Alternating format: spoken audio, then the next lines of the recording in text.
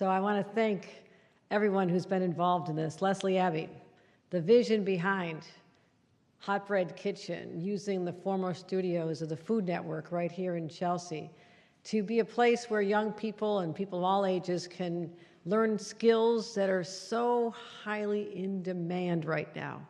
There are hundreds, if not thousands, of employers all over because we've become a foodie nation. You know, growing up, if we had macaroni and cheese and Spam, it was a good night, okay? So I love the fact that we've evolved to a place where we actually value how our food is prepared and what the ingredients are and who makes them. And so they are on the cusp of a great future, and I want to thank everyone here for their engagement in making this happen. I also want to recognize our senator from here, Senator Brad Hochul. This is your neighborhood. Great things going on here. Andrew Ridgey is here, who will be speaking shortly from the NYC Hospitality Alliance. Andrew, you've had a lot on your plate, so to speak, especially during the pandemic. I know we worked closely together at a time when our city was struggling. It was literally brought down to its knees. People were not going out to the restaurants. And we innovated, as we do always in New York. We innovated with outdoor dining and the takeout, and we had drinks to go, and everybody was happy again. But you were there during the darkest hour, and I thank you as well. Also, one of our homegrown heroes of this industry, someone who has given such a credibility to everyone in the hospitality industry by his passion for not just his work, but also for doing right. We think about, my mother used to always say, go into the world and do well, but more importantly, go into the world and do good. Danny Meyer does that every single day, and I want to thank you for what you've done at Union Square Hospitality and just being so engaged and so concerned about the community at large and the people that have been given opportunities to have the dignity of a good job. And so Danny Meyer, you'll be hearing from him as well. Let's give him a round of applause. For months I've been saying the key to solving the asylum seeker crisis, and it's a crisis because of the volume of people, the key is so simple, it's so crystal clear. They came to work, so let's put them to work. Let's do that. And the question was, will there be people ready to hire them? And that was the unknown. That is something we weren't sure. Will there be enough businesses? And today we're here to highlight a business, before I make our announcement, to an industry that showed up. And I mentioned Leslie a minute ago, but Hot Bread Kitchen, not just hosting us here today, but stepping up to help our neighbors in a time of their greatest need. And I thank you for that. And all of our other individuals who are part of this story. Our state continues to face two simultaneous, really intense problems that need to be solved, a crisis we would call them. One is the humanitarian crisis that has unfolded over the last 15 months, people coming here in search of a better life, search of a job, but also the crisis of a worker shortage. And what we have realized is that it's not solved. You can't go create a hologram of a person to go work in a job. You need real people. And this state has always thrived by embracing people from other countries, other lands, people coming without knowing the language. Maybe they didn't have a lot of skills, but they were given a chance. And that's what we're talking about here today, giving people that chance. The challenge for us now is there's so many jobs open that it actually has potential to cripple our economy if we don't find more people to take these jobs. It is that dire. Something that is completely foreign to me as someone who grew up in an old Rust Belt area of the state, now emerged with a new identity, a new mojo, if you will. But Buffalo was a place that I grew up, and the jobs were just fleeing out the door. Unemployment rate was 15, 17, 18%, and the thought that we'd ever get unemployment under 4% was just, it would never happen in my lifetime. Well, I'm really proud that since I've been governor for 2 years, unemployment has dropped 42%, going from 6.9% to 3.9%. And so what that means is, that's good. It means if you want a job, you'll find one. But what does that do to the employers who can only exist because of the manpower, the woman power that comes from workers? So we have a 2-for-1 solution here. Now we have all these people who want to be here. I have all these jobs that are open. You marry the two together and you've solved the problems.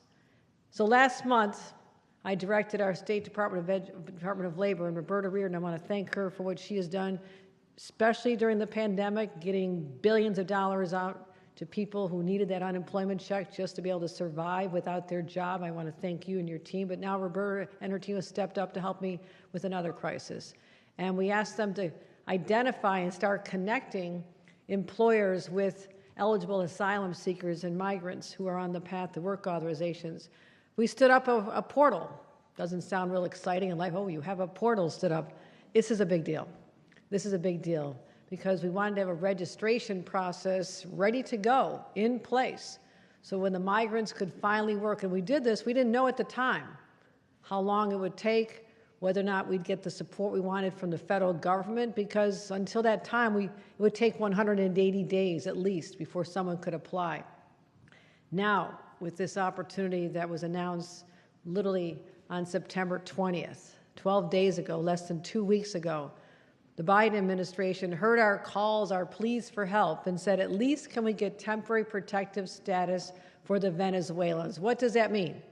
It means that 40% of the people who came here through jungles and mountains and rivers and incredible adversity, they found their way to New York.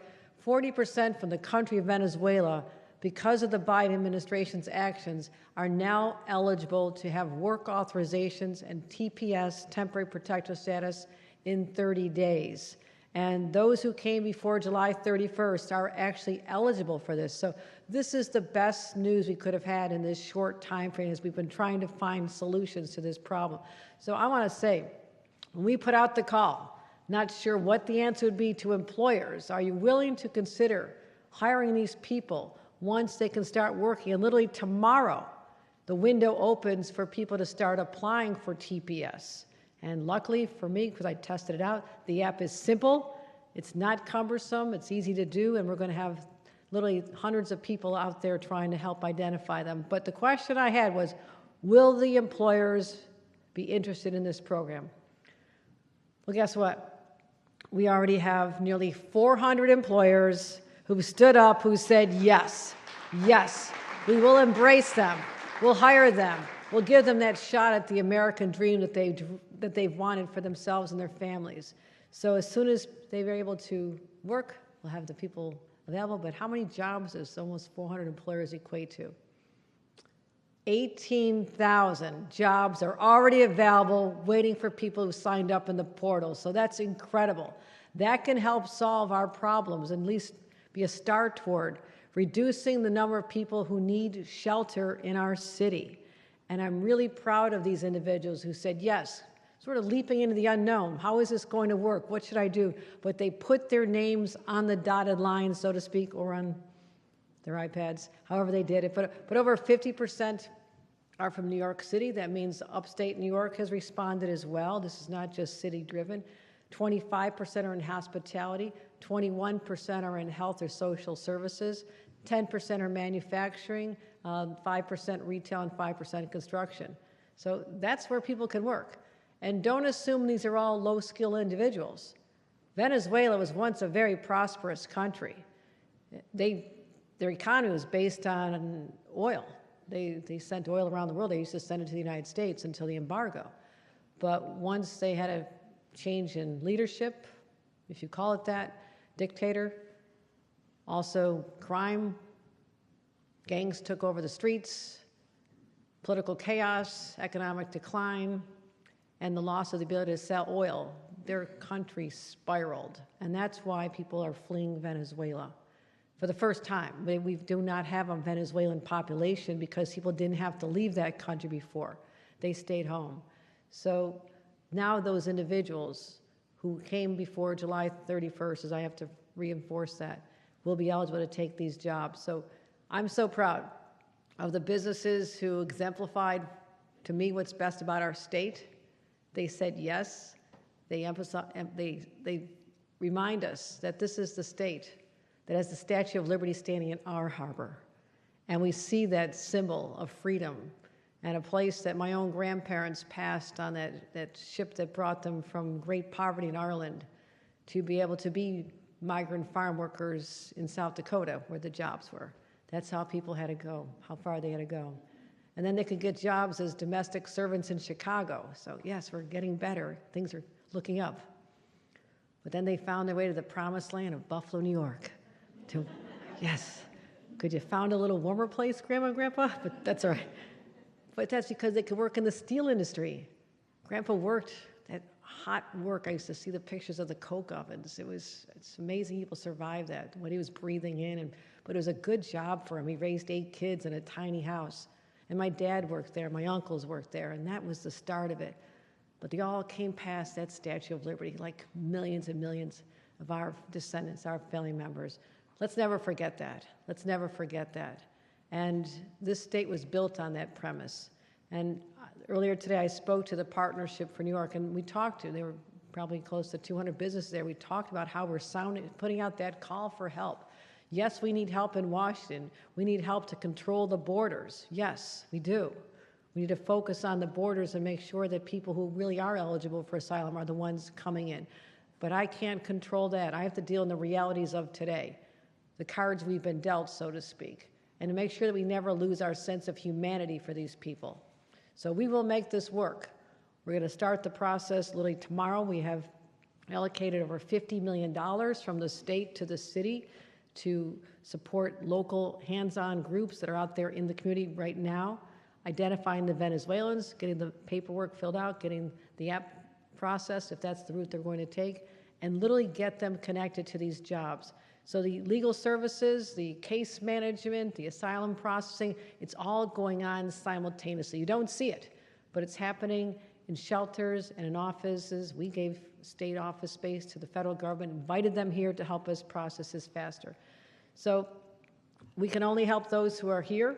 We're going to do that. We're going to focus on them. But we also have to be cognizant of the fact that this is not an open invitation to the entire world. We don't have enough capacity to house people. We just don't. So our hearts are big, but sometimes you have to realize our resources are limited.